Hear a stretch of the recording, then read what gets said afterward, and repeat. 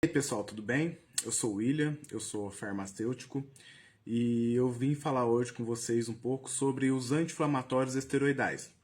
Eles são mais conhecidos como corticoides, né? Popularmente o pessoal chama eles de corticoide.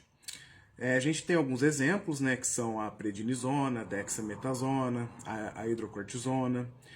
Só que, para você entender um pouco mais, eu vou falar primeiro sobre o hormônio que eles simulam, que é o cortisol, né? Eles simulam, o que eu quero dizer com simulam?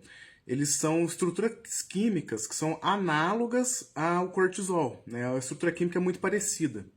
Então, os efeitos, né, do excesso de cortisol no organismo são muito parecidos com os efeitos colaterais, né? São praticamente iguais, né, os efeitos colaterais desses medicamentos.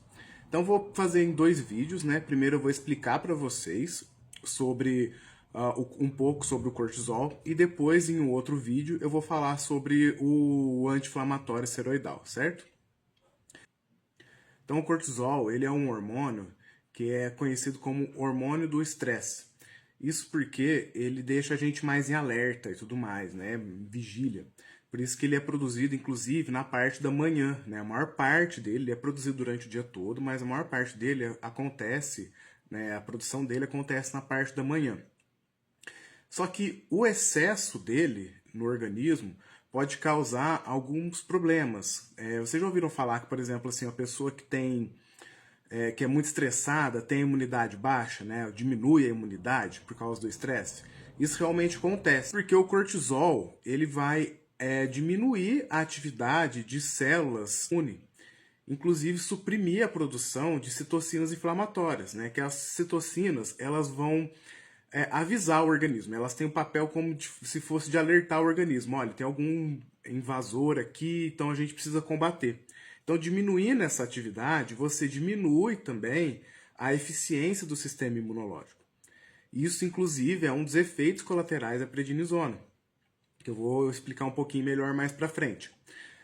Outro efeito também do excesso de prednisona, não sei se vocês já, quando estiveram estressados, já tiveram vontade de, tô com fome, depois desse estresse todo, tô com muita fome e tudo mais. E geralmente a gente quer comer comida industrializada, ultraprocessada, doces e tudo mais.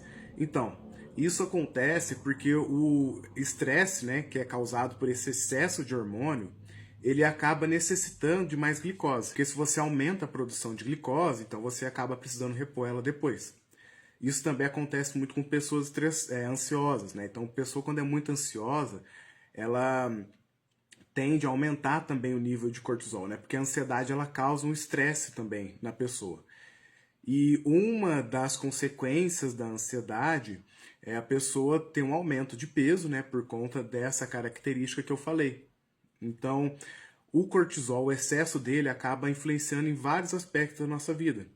Por isso que, por exemplo, é importante uma pessoa ansiosa fazer atividade física, porque a atividade física ela diminui a atividade do cortisol no organismo, né? Diminui essa necessidade dele, esse excesso de cortisol que vai ter no organismo, certo? No próximo vídeo, né, eu vou falar um pouco mais sobre os anti-inflamatórios esteroidais, vou falar um pouco mais geral, não vou falar de anti-inflamatórios específicos, né, não vou pegar o medicamento e falar sobre.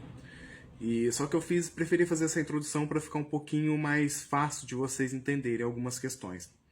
Certinho, pessoal? Então, me sigam nas redes sociais. Se você está vendo no TikTok, também tem o Instagram, também tem o Quai. Se você está me vendo no Quai, tem o TikTok e o Instagram. Se você está vendo no Instagram, tem o TikTok e o Quai. Sigam lá, por favor. Né? Se puderem compartilhar, comentar, curtir. Se tiver alguma dúvida, pode comentar também, tá? Que eu posso fazer um vídeo sobre o assunto. E provavelmente em breve vou estar fazendo um canal no YouTube. Certinho? É isso, até a próxima.